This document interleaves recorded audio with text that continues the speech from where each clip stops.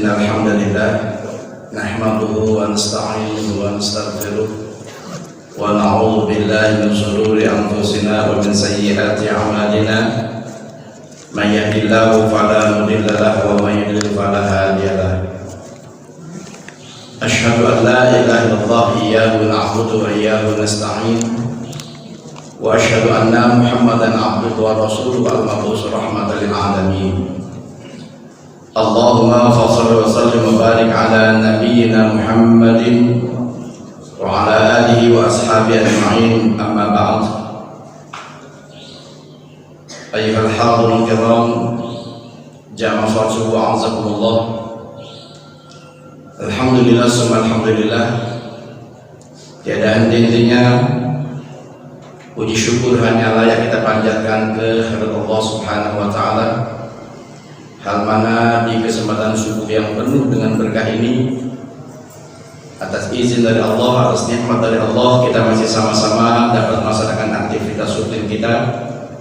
Mudah-mudahan niat yang tulus, niat yang ikhlas dalam melaksanakan seluruh aktivitas ibadah ini, kita berharap agar diabadikan oleh Allah sebagai catatan amal saleh buat kita dan sekaligus menjadi bahan perbekalan kita menghadap Allah Subhanahu wa taala.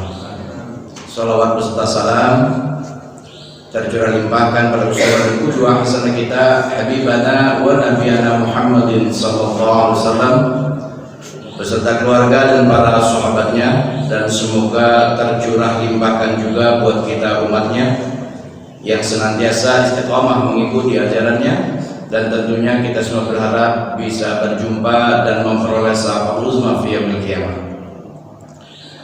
Ayyuhal hadirun kiram azakumullah.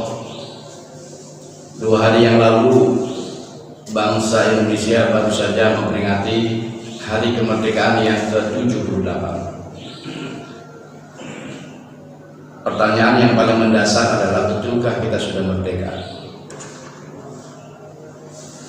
Merdeka bermakna terlepas dari penjajahan fisik. Kita katakan iya, kita sudah terlepas dari penjajahan fisik, karena tidak ada lagi kekuatan asing yang bercokol di Indonesia dengan kekuatan militernya, dengan kekuatan ekonominya dan sebagainya. Tetapi penjajahan dalam bentuk yang lain sampai hari ini masih bercokol di Indonesia. Orang yang tidak ada, namun dia menanamkan satu paham, kemudian paham itu berkembang, kemudian paham itu didoktrinasikan ke kita, sehingga secara tidak langsung kita berada dalam kendali mereka. Sebelum kita membicarakan tentang tujuan kemerdekaan Republik Indonesia, karena bangsa ini merdeka bukan tanpa maksud dan bukan tanpa tujuan. Ada tujuan yang mulia dari kemerdekaan bangsa ini. Tujuan mulia ini diabadikan di dalam Muqaddimah Undang-Undang Dasar 1945, di mana dikatakan bahwa Indonesia merdeka ini dengan 4 tujuan. Yang pertama, melindungi segenap bangsa Indonesia dan seluruh tumpah darah Indonesia, memajukan kesejahteraan umum, mencerdaskan kehidupan bangsa, dan ikut melaksanakan ketertiban dunia berdasarkan perdamaian abadi dan keadilan sosial. Setelah 78 tahun berjalan, kira-kira kita semakin dekat dengan cita-cita atau semakin jauh dengan cita-cita kita? Jadi 4 cita-cita ini diabadikan dalam Muqaddimah Undang-Undang Dasar 45, dan ini semestinya yang menjadi konsen kita semua sebagai anak bangsa untuk turut serta mengendalikan, mengarahkan perjalanan bangsa ini. Jangan sampai bangsa ini berjalan dengan liar, tanpa maksud dan tanpa tujuan. Sebelum berbicara ke arah sana, kita melihat arti merdeka dalam perspektif Islam. Apa sih merdeka dalam tinjauan kacamata Islam? Kita mengangkat satu perkataan yang sangat mulia. Perkataan ini diucapkan oleh utusan dari sahabat Sa'ad bin Abi Waqqas ketika beliau ditunjuk sebagai seorang gubernur oleh Khalifah Umar bin Khattab. Umar bin Khattab mengutus Sa'ad bin Abi Waqqas untuk menjadi gubernur di Kufah. Kemudian Sa'ad bin Abi Waqqas mengutus salah seorang jenderal perangnya yang bernama Rabi bin Amir untuk berdialog langsung dengan penguasa Persia yang saat itu jenderal perangnya Rustum namanya. Dengan pakaian yang sederhana, menggunakan ontak yang kecil, kemudian dia tetap membawa pedang dan tombaknya, dia datangi istana Persia. Di pintu gerbang ditertawakan, dilecehkan, karena memang dia berpakaian yang sangat sederhana. Kemudian diminta untuk melepaskan senjatanya, pedangnya, kemudian tombaknya. Tapi dia menjawab bahwa sesungguhnya saya kesini atas undangan raja kalian, bukan keinginan saya. Maka dia minta diperkenankan untuk tetap membawa senjatanya. Sampai akhirnya dia masuk ke istana. Dia tetap berada di atas kudanya.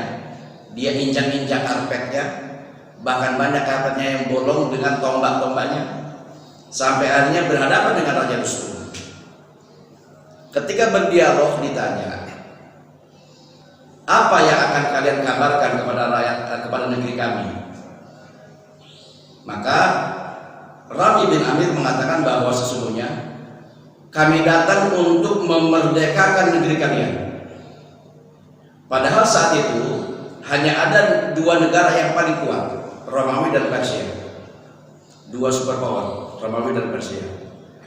Tetapi utusan Islam mengatakan kami datang untuk memerdekakan bangsa kalian. Maka dijawab, kami adalah negeri yang merdeka, bahkan tidak ada satu kekuatan pun yang bisa mengalahkan kami.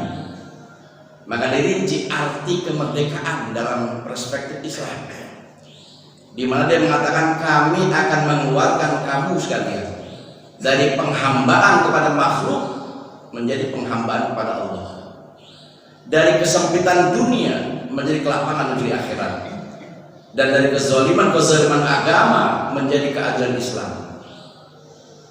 Inilah arti kemerdekaan yang ditawarkan oleh seorang utusan dari Sa'ad bin Abi Waqqas, yang Sa'ad bin Abi Waqqas merupakan utusan dari Umar bin Khattab, di mana dia harus mengatakan bahwa suatu negeri dikatakan merdeka apabila yang pertama terlepas penghambaan penduduknya dari makhluk menjadi penghambaan kepada Allah Subhanahu wa taala.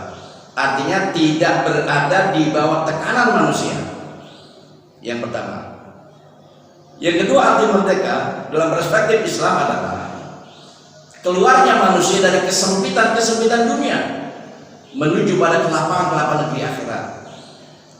Dan yang ketiganya adalah terlepasnya manusia dari cengkeraman agama-agama yang batil kepada keadilan Islam.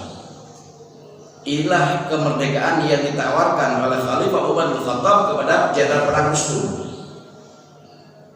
Makanya dia mengatakan, bagaimana kalau kami menolak? Diberikan 3 opsi. Aku seru kalian kepada Islam, maka kalian akan selamat. Kalau kalian tidak mau dengan Islam, maka kalian terpaksa harus membayar jizyah, dan aku lindungi hak-hak kalian untuk beribadah. Kalau itu pun tidak mau, aku perangi kalian. Utusan Islam ini pada disepelekan karena memang perawakannya kecil, kemudian datanya dengan pakaian yang sangat sederhana, sementara raja luar biasa dengan bala tentara yang sangat banyak. Sehingganya Jenderal Rustum meminta tangguh. Jika demikian, beri kami tangguh, berilah kami tangguh. Kami akan bermusyawarah dengan kekuatan kami yang lainnya. Lalu apa dijawab? Rasul kami memerintahkan kami hanya diberikan tangguh tidak lebih dari 3 hari kepada seorang yang sudah sampai kepada dakwah. Kami hanya diberikan 3 hari kepada seorang yang sudah datang kepada dakwah. Apabila tidak ada jawaban, maka perang jawabannya. Dengan gagah berani utusan ini menyampaikan berita itu, Pak. Maka akhirnya Jenderal Rustum bermusyawarah dengan para panglima-panglima perangnya. Kesimpulannya, dia mengambil langkah untuk berperang.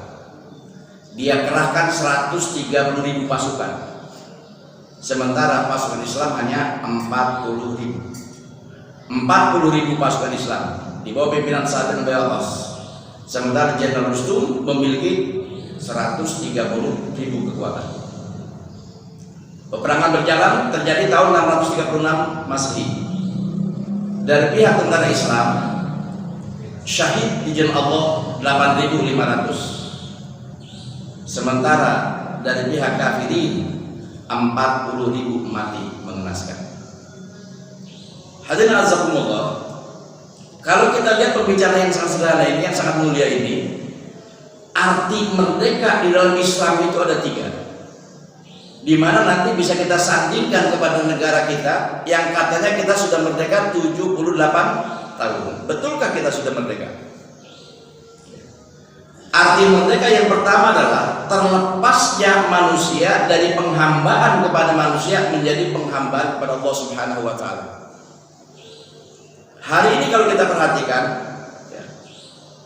bahwa penghambaan manusia kepada manusia yang lainnya masih saja berjalan, di mana seseorang diperintahkan untuk memberikan loyalitasnya, ketaatan, ketundukan dan kepatuhannya melebihi ketaatan, ketundukan, kepatuhannya dia kepada Allah Subhanahu wa Ta'ala. Dan begitu takutnya manusia kepada manusia yang lainnya, sementara tidak memiliki rasa takut kepada Allah Subhanahu wa Ta'ala. Padahal Allah Subhanahu wa Ta'ala yang memiliki rasa kasih sayang, Allah yang memiliki rasa untuk ditakuti, dan Allah yang memiliki rasa agar manusia bisa malu kepada Allah Subhanahu wa Ta'ala. Sehingganya dalam sebuah hadis qudsi dikatakan, man laqiyani wa huwa yuhibbuni adkhaltuhu jannati. Firman Allah Subhanahu wa Ta'ala kepada Nabi Daud alaihissalam dan kepada nabi-nabi yang lain ada 3, yang salah satunya man laqiyani wa huwa yuhibbuni adkhaltuhu jannati. Barang siapa yang kembali menghadap aku, di hatinya ada rasa cinta kepadaku, akan aku masukkan dia ke dalam surgaku. Wa man laqiyani wa huwa yakhafuni, dan barang siapa yang kembali menghadapku, di hatinya ada rasa takut kepadaku, aznabtuhu nari, aku jauhkan dia dari neraka. Wa man laqiyani wa huwa yastahyi minni, dan barang siapa yang kembali kepadaku, di hatinya ada rasa malu kepadaku, akan aku perintahkan malaikat pencatat amal untuk menghapuskan semua dosa-dosanya. Artinya yang punya kapasitas untuk dicintai melebihi kecintaan kepada yang lain hanya Allah. Yang punya kapasitas untuk ditakuti melebihi ketakutan kepada yang lain hanya Allah. Dan yang punya kapasitas untuk kita malu melebihi malu yang lain hanyalah kepada Allah Subhanahu wa Ta'ala. Dan hari ini 3 rasa ini justru diberikan kepada makhluk, di mana ada orang yang mencintai sesama manusia melebihi cintanya kepada Allah. Ada orang taat kepada manusia, taat pada pimpinannya, taat pada atasannya melebihi taatnya dia kepada Allah. Bukankah ini adalah satu bentuk daripada penjajahan, di mana manusia belum merdeka untuk beribadah hanya pada Allah Subhanahu wa Ta'ala, untuk menghambakan dirinya hanya pada Allah Subhanahu wa Ta'ala. Ada yang mencintai, ada yang merasa takut, ada yang merasa malu karena berada di bawah tekanan, di bawah pressure, ancaman dan sebagainya, sehingga dia berikan ketaatannya, dia berikan loyalitasnya. Maka ada yang lebih dia takutin selain daripada Allah Subhanahu wa Ta'ala. Ada yang lebih dia cintai selain daripada Allah Subhanahu wa Ta'ala. Bahkan rela mati untuk sesuatu yang dicintai melebihi cinta dia kepada Allah Subhanahu wa Ta'ala. Nah, maka Islam hadir menawarkan kemerdekaan kepada siapa yang mau merdeka dengan 3 tawaran tadi. Melepaskan dirinya, keluar dirinya dari penghambaan kepada hamba menjadi penghambaan hanya kepada Allah Subhanahu wa Ta'ala. Kemudian yang kedua, dikeluarkannya manusia dari kesempitan-kesempitan hidup di dunia menuju ke lapangan-lapangan di akhirat. Dan yang ketiga, di bawah aturan agama-agama yang zalim menuju kepada keadilan Islam. Nah, tawaran yang mulia ini ternyata ditolak oleh Rustum. Dia mengambil langkah untuk apa? Berperang. Maka terjadi perang yang sangat luar biasa. Namanya Perang Kadesia 636 Masehi. 40.000 tentara kafir mati cuma-cuma. 8.500 tentara Islam mati syahid di jalan Allah Subhanahu wa taala. Hadirin azakumullah, kembali kita lihat 17 Agustus tahun 1945, tepatnya pada hari Jumat di Jalan Pegangsaan Timur nomor 56. Nomor 56 inilah yang senantiasa selalu tidak dimunculkan dalam catatan sejarah. Biasanya hanya disebut Jalan Pegangsaan Timur. Padahal nomor itu sangat penting untuk mengetahui tempat. Kalau hanya disebutkan di Jalan Pegangsaan Timur, itu bisa sepanjang jalan proklamasi dinyatakan. Tetapi ketika disebut nomornya, Pak, itu sudah menunjukkan satu tempat. Disitulah saat diproklamasikannya berdirinya negara Republik Indonesia. Jalan Pegangsaan Timur nomor 56. Milik siapa rumah tersebut yang bernomorkan 56? Ternyata sejarah mengungkap pemilik rumah nomor 56 Jalan Pegangsaan Timur itu adalah rumah seorang pengusaha muslim keturunan Arab Yaman bernama Syekh Faraz Martak. Dia adalah pengusaha muslim. Nah, yang tidak dihilangkan dari catatan sejarah adalah jangan sampai ada yang beranggapan bahwa kontribusi umat Islam begitu besar sejak awal kemerdekaannya. Ini yang tidak dihilangkan. Sehingganya semakin kesini jejak-jejak langkah pengorbanan umat Islam, apalagi yang berbau ke Arab-Araban, semakin diapain? Semakin disingkirkan. Padahal saham terbesar justru dari umat Islam. Ketika penjajahan fisik itu datang, baik ketika kita masih dijajah oleh Portugis, dijajah oleh Inggris, oleh Belanda, oleh Jepang, ketika yang datangnya fisik dilawan dengan kekuatan fisik.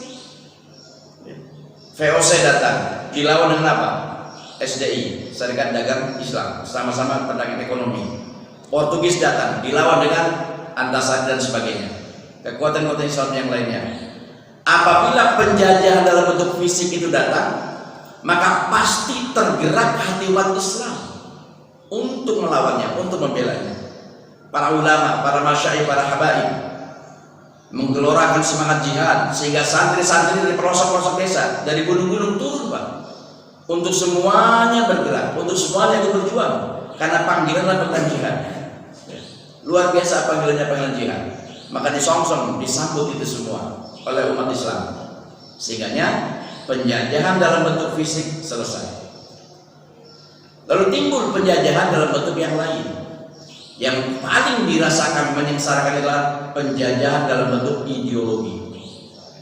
Dimasukkan ideologi kapitalis, dimasukkan ideologi komunis, sosialis, dan sekulerisme. Ideologi inilah yang hari ini sedang menjajah kita. Ya. Orangnya tidak ada di sini, tapi penggagas ideologinya tidak ada di sini, tapi ideologinya masuk ke negeri kita. Sampai akhirnya pertahanan yang ada di negara kita pun goyah, masuk ideologi lain selain daripada ideologi Islam yang harus kita yakini kebenarannya. Nah, penjajahan bentuk lain, penjajahan non fisik ini semakin merajalela, persis seperti apa yang Allah Subhanahu wa taala firmankan dalam surat An-Nahl ayat 112, surat ke-16 ayat 112. A'udzubillahi minasyaitonir rajim. Bismillahirrahmanirrahim.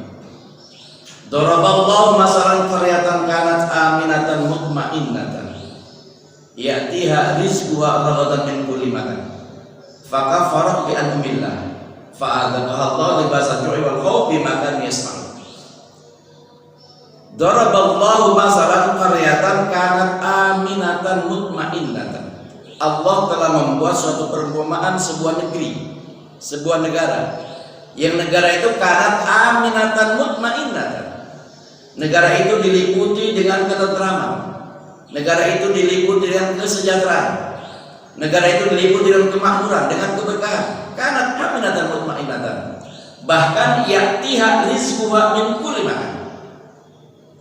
Ya'ti harizquha ragadan min kulli makan. Allah datangkan ke negara tersebut ya, kekayaan yang luar biasa dari berbagai penjuru.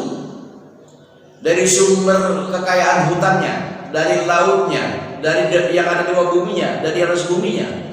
Ini memberikan kesejahteraan yang sangat luar biasa kepada penduduk yang tinggal di negara tersebut. Ya. Indonesia ini tepat sekali dengan disandingkan dengan ayat ini, Pak. Surah An-Nahl ayat 112. Ya. Allah datangkan ke Indonesia sumber kekayaan yang sangat-sangat luar biasa. Bahkan kita dengar sendiri bagaimana pernyataan Profesor Mahfud MD. Hasil biji nikel saja, Pak, kalau dikelola dengan benar, dengan regulasi yang benar, dengan orang-orang yang amanah, yang orang yang jujur, maka per jiwa penduduk Indonesia dalam setiap bulannya bisa dapat cuma-cuma berapa duit? 20 juta. Baru dari sumber biji apa? Biji nikel. Belum biji emasnya, belum tambang-tambang yang lainnya, batu bara dan sebagainya. Namun sayang, tambang emas, tambang batu bara, tambang nikel, tambang-tambang yang lainnya sudah milik siapa? Milik asing. Indonesia bagian apa? Tarik tambangnya setiap tahun. Lomba apa kita? Lomba tarik tambang. Kenapa? Karena tambang ini sudah didapat, sudah diungsikan ke negara lain. Artinya apa? Betapa Indonesia gemah limpah Laut Jinawi, betapa makmurnya, betapa suburnya Indonesia. Yang apabila ini dikelola dengan amanah, yang apabila dikelola dengan jujur, insya Allah kesejahteraan akan meliputi segenap bangsa Indonesia dan seluruh tumpah darah Indonesia. Maka cita-cita kemerdekaan akan kita rasakan bersama.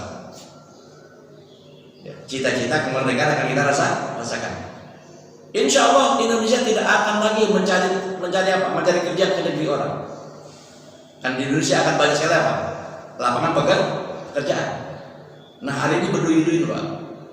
Ya, rakyat Indonesia mencari kerja kemana? Dan ini ironis, rakyat Indonesia berduyun-duyun mencari kerja keluar, sementara tenaga kerja di luar diapain? Sebanyak-banyaknya dimasukin ke mana? Ke kita. Padahal kita punya konsensus bahwa melindungi segenap bangsa Indonesia dan seluruh tumpah darah Indonesia. Tumpah darah Indonesia yang mana yang masih terlindungi sekarang, Pak? Karena tumpah darah Indonesia ini sudah tidak terlindungi lagi. Mencerdaskan kehidupan bangsa, mencerdaskan kehidupan bangsa itu dengan pendidikan. Hari ini bagaimana perjalanan Pak pendidikan Indonesia sangat-sangat mengkhawatirkan. Praktisi pendidikan sudah menyerah, Pak, melihat perjalanan pendidikan yang di Indonesia. Boro-boro bisa ngapain? Mencerdaskan kehidupan bangsa. Apalagi itu apa? Menciptakan kesejahteraan. Jauh sekali dari harapan. Dan ikut melaksanakan ketertiban dunia. Sudah tidak diperhitungkan dalam percaturan dunia. Maka pertanyaannya, ada apa dengan Indonesia di usia yang ke-78 tahun? 78 tahun kita merdeka. Apakah kita semakin dekat dengan cita-cita kita atau semakin jauh dari cita-cita? Kita bisa menilai sendiri, Pak. Barang siapa yang hari ini lebih buruk dari hari kemarin, dia orangnya apa? Rugi dan celaka. Sama saja rugi. Harus lebih baik. Nah, perjalanan kita dari tahun ke tahun, ya, dari orde lama, orde baru, orde reformasi sampai sekarang kabinet kerja, nampaknya bukan semakin dekat dengan cita-cita. Pertanyaannya, ada apa negeri yang makmur, yang gemah limpah Laut Jinawi, tiba-tiba penduduknya diliputi dengan ketakutan dan dengan kelaparan? Maka firman Allah surah 16 tadi, surah An-Nahl ayat 122 itu sangat tepat untuk kita renungkan bersama. Apa sih yang menyebabkan Allah hilangkan semua keberkahan ini? Maka di ayat itu sudah sangat jelas Allah Subhanahu wa firmankan, fakafarat bi anumillah. Akibat dari fakafarat bi anumillah, fa'adzaqahallahu libasa ju'i wal khauf. Maka Allah ganti, ya, hidup yang penuh kedamaian, keamanan dengan rasa apa? Rasa takut dan rasa kelaparan. Kenapa? Fakafarat bi anumillah. Karena mereka mengingkari semua nikmat yang sudah Allah berikan. Di mana letak pengingkarannya, Pak? Perhatikan alinea kedua dalam Muqaddimah Undang-Undang Dasar 45. Atas berkat rahmat Allah. Bukan lagi berbicara Tuhan, Pak. Kalimatnya langsung ditulis apa? Atas berkat rahmat Allah yang Maha Kuasa. Dan didorongkan oleh keinginan yang luhur. Jadi keinginan luhur bangsa Indonesia yang ingin merdeka ini kemudian disongsong disambut oleh Allah Subhanahu wa taala, diberikan keberkahannya, diberikan rahmatnya atas berkat rahmat Allah yang Maha Kuasa dan didorongkan oleh keinginan yang luhur. Jadi keinginan yang luhur bangsa Indonesia untuk merdeka ini, Pak, mendapat jawaban dari Allah Subhanahu wa taala. Sehingga Allah turunkan kemerdekaan itu. Sehingga kembali Mahfud MD mengatakan satu-satunya negara di dunia ini yang merdeka bukan dari hasil pemberian pesan penjajah, tapi dari hasil apa? Dari hasil mengerahkan kekuatannya, mengerahkan segala potensinya untuk mengusir penjajah. Hanya siapa? Indonesia. Namun yang dilupakan adalah apa? Berkat rahmat Allah yang Maha Kuasa. Kalimat ini yang hari ini semakin dikaburkan. Ya. Jelas-jelas kalimatnya berkat rahmat Allah yang Maha Kuasa. Arti berkat rahmat Allah yang Maha Kuasa kalimat dari Allahu Akbar. Maka berapa banyaknya para pejuang-pejuang Indonesia ketika mereka masuk ke medan jihad, ke medan juang itu, teriakan mereka apa? Allahu Akbar. Bung Tomo Allahu Akbar. Dan yang lainnya Allahu Akbar. Menandakan betapa besarnya Allah Subhanahu wa taala, betapa kuasanya Allah Subhanahu wa taala untuk memberikan kemerdekaan kepada bangsa ini. Nah, inilah yang hari ini banyak diingkari. Fakafarat bi'anumillah. Mereka mengingkari nikmat-nikmat yang sudah Allah berikan. Karena pengingkaran terhadap nikmat Allah yang diberikan inilah menghantarkan Indonesia menjadi negara yang penuh dengan ketakutan dan kelaparan. Angka kemiskinan, angka pengangguran semakin apa? Semakin bertambah. Rasa ketakutan semakin mencekam penduduk Indonesia. Pendidikan yang semakin mahal, kesehatan yang tidak terjangkau, harga-harga kebutuhan pokok dan sebagainya. Inilah situasi terkondisi yang sedang dialami oleh bangsa Indonesia di usia yang ke-78 tahun. Lalu ada yang bertanya, apa solusinya? Solusinya ditawarkan oleh Allah Subhanahu wa taala. Surah Al-Aqra ayat 98 itu solusinya. Di mana Allah Subhanahu wa taala firmankan, walau anna ahlal qura amanu wattaqau la fatahna 'alaihim barakatin minas samai wal ardh. Walau anna ahlal qura amanu wattaqau, apabila penduduk suatu negeri beriman dan bertakwa, la fatahna 'alaihim barakatin minas samai wal ardh, Allah akan bukakan pintu-pintu keberkahan dari langit dan dari bumi. Sehingganya hari ini kita butuh seorang pemimpin yang menyerukan kepada keimanan, ketakwaan. Kita membutuhkan seorang pemimpin yang menyerukan agar rakyat Indonesia beriman dan bertakwa kepada Allah Subhanahu wa taala. Karena jalan inilah yang akan merubah Indonesia dari berbagai macam kesempitan dunia menuju ke lapangan-lapangan. Dan Allah yang berjanji, "Wa may yatawakkal wa may yattaqillaha yaj'al lahu makhraja." Barang siapa yang bertakwa kepada Allah, Allah akan berikan jalan keluar dari semua masalah yang dihadapi. Wa yarzuquhu min haitsu la yahtasib. Bahkan Allah akan berikan rezeki dari arah yang tidak disangka-sangka.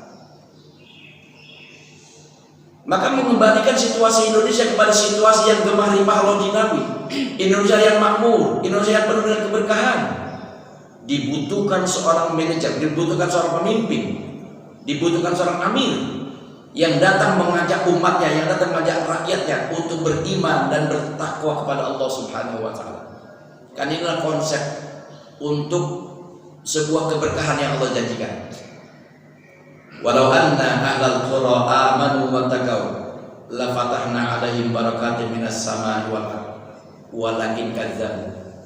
Kalau mereka mengingkari keimanan dan ketakwaan, fa akhadnahum bima kanu yaktubun, akan kami campakkan mereka ke lembah kehinaan karena keingkaran mereka kepada keimanan dan ketakwaan. Pasca tumbangnya Orde Baru, ada seorang presiden yang senantiasa mengajak kita untuk apa? Sebelum dia jadi presiden pun dia sudah suarakan ini. Di zaman Profesor Habibie itu ada dua istilah yang sangat luar biasa. Ada imtak, ada imtek. Iman dan takwa, ilmu pengetahuan dan teknologi. Pendekatan awal yang diambil oleh Profesor Habibie ketika dia jadi Menristek dan kemudian ketika dia jadi presiden, walaupun dia jadi presiden hanya seumur jagung, tapi pendekatan awalnya, bayangkan, dengan senantiasa mengajak rakyatnya beriman dan bertakwa. Rupiah yang sangat melambung saat itu, yang sangat lemah, bisa diapain Pak? Ditekan oleh Habibie. Maka sungguh luar biasa suatu penduduk yang beriman dan bertakwa kepada Allah Subhanahu wa taala akan keluar dari semua krisis, akan keluar dari semua masalah-masalah yang dihadapi. Tetapi ketika kita mengingkari keimanan dan ketakwaan, kita lebih mengedepankan ilmu pengetahuan dan teknologi, maka yang terjadi adalah sebaliknya. Kita bukan semakin dekat dengan Allah, kita bukan semakin menemukan jalan keluar, tapi semakin pabadiat jika orang Sunda, semakin sulit kita temukan jalan keluarnya. Maka kita membutuhkan sosok pemimpin yang hadir di tengah-tengah umat, yang mereka menyeru pada keimanan ketakwaan kepada Allah Subhanahu wa taala. Pemimpin yang lahir disertai dengan 4 sifat kenabian. Dia adalah pemimpin yang siddiq, tabligh, amanah, dan fatonah. Kita lihat. Sedikit lagi kita disuguhkan. Yang hari ini muncul baru 3 sosok. Apakah 3 sosok ini sudah ada yang mencerminkan karakter seorang nabi, kenabiannya? Dia adalah pemimpin yang siddiq, yang tabligh, yang amanah, yang fatonah. Kenapa yang pertama harus siddiq? Harus benar, harus jujur. Pemimpin yang khianat terhadap amanah hanya akan memberikan kesengsaraan pada umatnya. Ya. Alaikum bisidqi. Hendaklah kalian berkata jujur. Fa inna sidqa yahdi ilal bir. Karena semua sidik, jujur itu menghantarkan pada kebaikan. Wa innal birra yahdi ilal jannah. Dan kebaikan itu akan menghantarkan kita kepada surga. Wa alaikum bil kadzib. Jauhilah dusta. Karena dusta itu menghantarkan kamu kepada keburukan, dan keburukan itu mencelakai kamu ke dalam neraka Allah Subhanahu wa taala. Maka dibutuhkan yang pertama sosok pemimpin yang bisa mengeluarkan kita dari krisis, dari multi krisis ini adalah pemimpin yang punya apa Pak? Siddiq. Karakternya adalah karakter siddiq, benar, terpercaya, dan dia amanah, tidak khianat, amanah terhadap amanah yang diberikan. Karena orang yang berkhianat terhadap amanah tidak pantas. La dina liman la amanah telah. Tidak dipandang beragama orang yang khianat terhadap amanah yang diberikan. Kemudian tabligh, menyampaikan apa adanya, menyampaikan secara terbuka, dan dia juga fatonah, cerdas. Maka mari dengan 4 parameter ini kita kita pelajari sejak sekarang. Dengan 4 parameter ini kita pelajari sejak sekarang. Adakah yang memenuhi kriteria yang diharapkan sehingga kita bisa keluar dari berbagai macam kemelut ini? Kalau tidak, kita akan kembali masuk ke jurang yang lebih dalam lagi.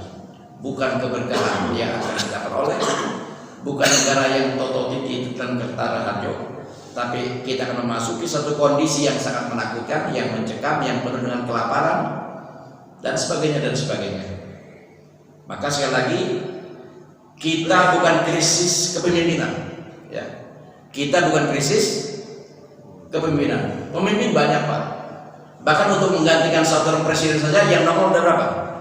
3. Jadi kita bukan krisis kepemimpinan, tapi kita krisis moral kepemimpinan. Bukan krisis kepemimpinan, tapi apanya Pak? Moral kepemimpinannya. Padahal kepemimpinan di dalam Islam sesuatu yang sangat luar biasa. Al-khilafatu hiya mas'alatin muhimmah. Kepemimpinan dalam Islam adalah perkara yang sangat-sangat penting.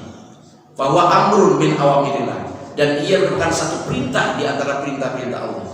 Karena dia perkara yang sangat penting, dan dia juga merupakan satu perintah di antara perintah-perintah Allah, sehingganya ketika dia memimpin, yahduna bi amrina. Dia memimpin harus dengan perintah kami. Dia memimpin harus sesuai dengan keinginan kami. Itulah yang diharapkan. Itulah yang kita nantikan. Jadi hadirin azakumullah, mari sama-sama kita tafakur sejenak. Betulkah kita sudah merdeka? Betulkah kita sudah merdeka? Apakah sudah tidak ada penjajahan dalam bentuk yang lain? Penjajahan dalam bentuk fisik sudah jelas tidak ada. Tapi penjajahan dalam bentuk lain berupa tadi yang paling mengkhawatirkan adalah penjajahan dalam bentuk ideologi. Kalau tidak salah pada kita sampaikan di majlis ini, ada satu ideologi yang dulu belum ada namanya, tapi sekarang sudah mulai ada namanya sekulerisme. Faham sekulerisme ini sudah ditanamkan kepada Rasulullah SAW, sudah diingatkan oleh Rasulullah SAW 1444 tahun yang lalu. Ketika Rasul mengatakan, sayati alaikum zamanun, akan datang kepada kalian suatu zaman yang pada zaman itu antara sultan, antara kekuasaan dan Alkitab dipisahkan. Ya. Jadi akan ada satu masa di mana antara Alkitab, Al-Quran dan As-Sultan kekuasaan diapain? Dipisahkan. Maka jika itu terjadi, fala tufariqu bil kitab, janganlah kalian tinggalkan Alkitab. Fa innahu sayakunu 'alaikum min ba'di umara'un, karena pada saat itu terjadi akan muncul seorang pemimpin di tengah-tengah kalian. Dia mengeluarkan kebijakan yang kebijakan itu hanya menguntungkan pihak mereka dan tidak menguntungkan kalian. Kata Rasulullah SAW, ketika dipisahkan antara kekuasaan dan Alkitab, muncul seorang pemimpin yang pemimpin itu mengeluarkan regulasi, mengeluarkan kebijakan yang kebijakan itu menguntungkan mereka dan tidak menguntungkan kalian. Maka para sahabat bertanya, harus bagaimana kami ya Rasulullah saat itu? Rasulullah menambahkan, apabila kalian mengikuti mereka, niscaya kalian akan disesatkan. Dan apabila kalian melawan mereka, niscaya kalian akan dibunuh. Kalau kita mentaati regulasi yang bertentangan dengan firman Allah, yang kita Allah, kita mentaati itu, ya, atau kita menentang regulasi yang itu merugikan kita, maka mereka akan membunuh kita. Tapi kalau kita taat pada mereka, mereka akan mencelakai kita. Sahabat bertanya, kaifa nasma'u ya Rasulullah? Bagaimana kami harus bersikap? Maka Rasul menjawab, bersikaplah kalian sebagaimana sikap pengikut Isa bin Maryam yang namanya kaum Hawari. Ketika ditanyakan kepada mereka, man ansori ilallah, mereka menjawab, nahnu ansorullah nusiruna bil manasir wa hum bil fasad. Sampai artinya konsekuensi dari pilihan itu ada di antara mereka yang disalib, dan ada juga di antara mereka yang dibelah menjadi dua. Dan Rasul tegaskan, saat kondisi terjadi kematian dalam rangka mempertahankan ketaatan lebih baik daripada hidup yang penuh dengan kemaksiatan. Nampaknya kondisi ini semakin dekat dengan kita, ya. Kondisi ini semakin dekat dengan kita. Nah, sehingganya kita tidak boleh berputus asa. Yang putus asa itu hanya hak orang-orang kafir. Wala tayasu min rahmatillah, innahu la yasu min rahmatillah illa al-qaumul kafirin. Jangan kalian putus asa dari rahmat Allah. Sesungguhnya yang putus asa dari rahmat Allah hanyalah orang-orang kafir. Kita tetap berharap pada Allah Subhanahu wa taala sebagaimana doa yang sering kita panjatkan. Rabbana akhrijna min hadhil qaryati zalimi ahliha. Ya Allah, keluarkanlah kami dari negeri yang zalim penduduknya. Waj'al lana min ladunka sultanan nasira waj'al lana min ladunka sultanan waliyya. Kita butuh satu sultan, satu kekuasaan yang akan mengeluarkan kita dari krisis ini. Itulah doa kaum mustad'afin, doa orang-orang yang tertindas. Rabbana akhrijna min hadhil qarya zalimi ahliha. Surah An-Nisa ayat 76. Ya. Nah, maka kepada kita semua, kita harus semakin jelas, harus semakin terang membaca situasi dan kondisi yang berkembang. Jangan kita sampai salah menentukan pilihan. Jangan sampai kita salah untuk memberikan kesimpulan bahwa sesungguhnya barang siapa yang semakin ingkar terhadap nikmat-nikmat yang Allah berikan, dia akan semakin jauh dari keberkahan. Dan barang siapa yang senantiasa mensyukuri atas semua nikmat yang Allah berikan, dia akan semakin dekat dengan keberkahan.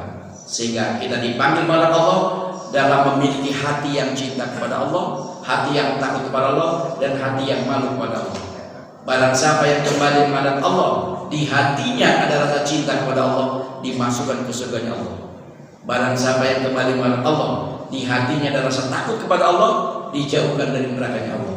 Dan barang siapa yang kembali kepada Allah, di hatinya ada rasa malu kepada Allah, Allah perintahkan kepada malaikat pencatat amal untuk menghapuskan semua dosa-dosanya. Semoga hari-hari ini kita tanamkan rasa cinta ke dalam hati kita tanamkan rasa takut kita tanamkan rasa malu kita hanya kepada Allah Subhanahu wa taala. Itulah hakikat kemerdekaan, di mana kita hanya menghambakan diri kepada Allah dan tidak menghambakan diri selain kepada Allah. Maka mudah-mudahan nikmat kemerdekaan yang usianya sudah 78 tahun ini, jika kita syukuri dengan mengisi hidup ini dengan keimanan dan ketakwaan, Allah keluarkan kita dari berbagai macam krisis yang sedang menerpa Indonesia. Amin ya rabbal alamin.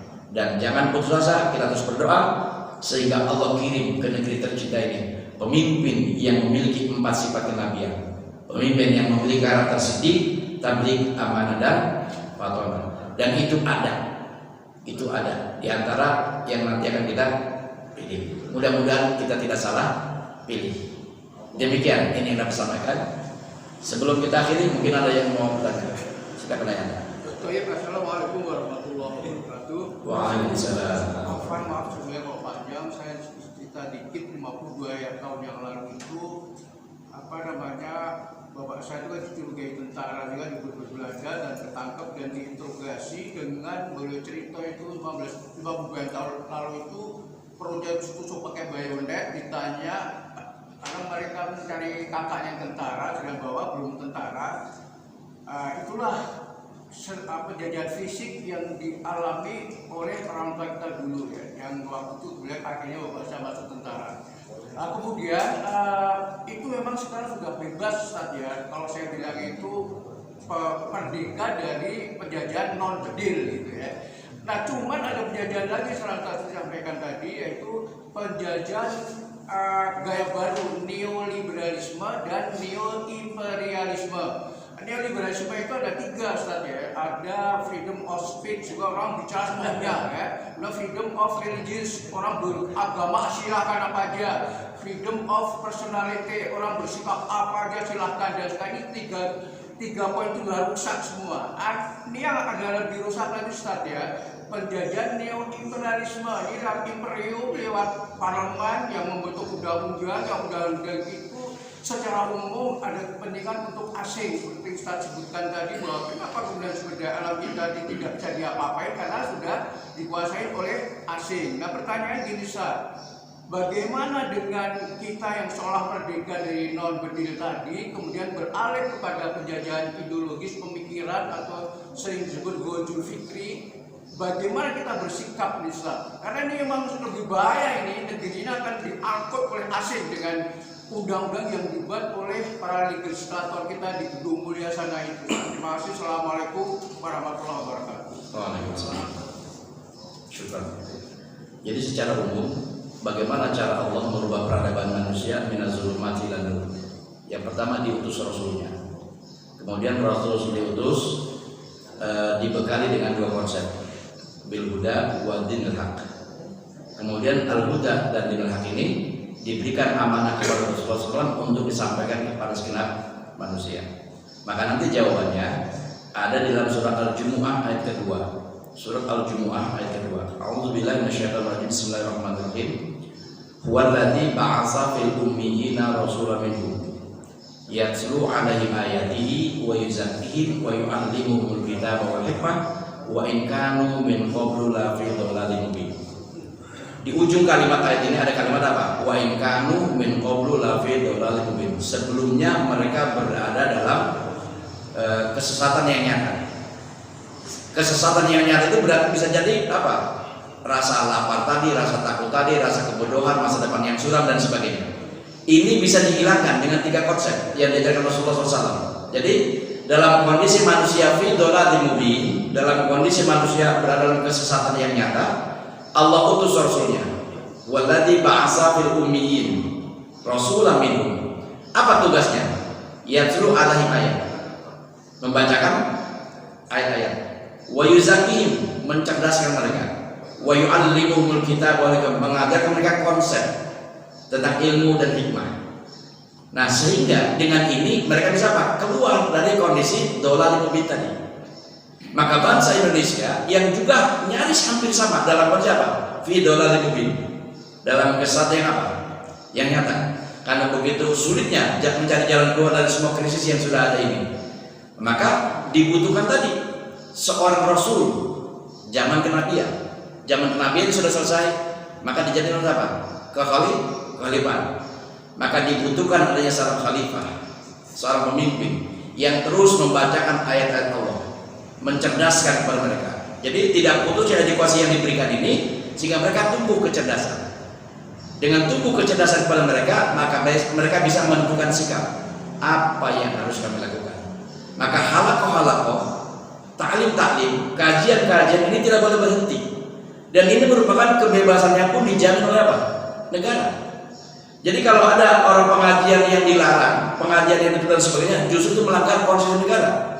Pasal 29 dan 2 itu, negara menjamin kemerdekaan bagi penduduk untuk beribadah sesuai dengan agamanya masing-masing, kan gitu. Dijamin oleh konstitusi negara kita. Sehingga pengajian dalam upaya memberikan kecerdasan itu, ya harus terus diapain? Harus terus digalakkan, harus terus digaungkan. Dan tidak boleh ada pembatasan. Ini yang sekarang sedang ramai nih Pak. Di masjid nggak boleh ngomong apa? Di masjid nggak boleh ngomong politik. Lalu ditanya di mana boleh ngomong politiknya? Di pasar nggak boleh, di pasar ngomong perdagangan. Lalu di mana bolehnya? Padahal bicara politik itu ilmu politik ilmu yang sangat apa Pak? Siasatul Islam. Politik Islam itu ilmu yang sangat tinggi Pak. Dan itu semua diajarkan Rasulullah SAW kepada jamaah, kepada umatnya. Sehingga umat Rasulullah SAW semua ahli politik. Ya, semua umat Rasulullah SAW ahli politik. Karena politik tidak hanya dibicarakan di panggung politik saja, tapi di setiap kajian-kajian yang disampaikan oleh Rasulullah SAW, selain adanya sentuhan-sentuhan kalbunya, juga diajarkan bagaimana berstrategi menjadi bangsa pemenang. Maka masuklah satu ayat yang sangat luar biasa agar kita bisa keluar dari berbagai macam krisis. Jadi yang pertama, jangan berhenti suarakan dengan kajian. Yang kedua apa konsepnya? Surah 9 ayat 20 itu konsepnya. Alladzina amanu wa hajaru wa jahadu fi sabilillah bi amwalihim wa anfusihim a'zamu darajatan inallah fa ulaika humul faizun. Kemenangan itu akan Allah berikan, derajat yang tinggi itu hanya Allah akan berikan kepada 3 golongan manusia. Alladzina amanu wa hajaru wa jahadu. Nah, kita sudah sampai tahap mana? Amanu, hajaru dan jahadu. Beriman, berhijrah dan berjihad. Inilah konsep yang ditawarkan Allah Subhanahu wa taala, sehingga di ujungnya faulaika humul faizun. Mereka itulah orang yang memperoleh kemenangan. Kalau bangsa ini ingin menang, gaungkan 3 hal ini. Iman, hijrah, dan jihad. Cuman kata jihadnya sekarang sudah direduksi lagi. Nggak boleh ngomongin apa? Ngomongin jihad dengan konotasi yang katanya apa? Teroris dan sebagainya. Padahal jihad itu luar biasa, ya. Tidak melulu bawa senjata, senjata. Ada jihad-jihad yang lainnya. Jadi itu hayatkan. Surah 62 ayat 2 dipadukan dengan tadi surah 9 ayat 20. Alladzina amanu wa hajaru wa jahadu. Iman, hijrah, jihad. Mengeluarkan kita dari kebodohan, mengeluarkan kita dari keterpurukan, menuju derajat yang tinggi dan kemenangan di Allah Subhanahu wa taala. Konsepnya bagaimana penjalanannya? Dengan kajian-kajian, dengan taklim-taklim, dengan tarbiyah-tarbiyah, baik formal ataupun non formal. Harus sudah disampaikan. Gitu aja. Mohon maaf jika kurang berkenan. Cukup? Alhamdulillahirrahmanirrahim. Demikian ini yang bisa kita sampaikan. Kita tutup kajian kita dengan doa kafaratul majlis, jawab dengan istighfar. Astaghfirullahaladzim, astaghfirullahaladzim, astaghfirullahaladzim. Subhanallahumma bihamdika asyhadu an la ilaha illa anta astaghfiruka wa atubu ilaik. Walhamdulillahirabbil alamin. Assalamualaikum warahmatullahi wabarakatuh.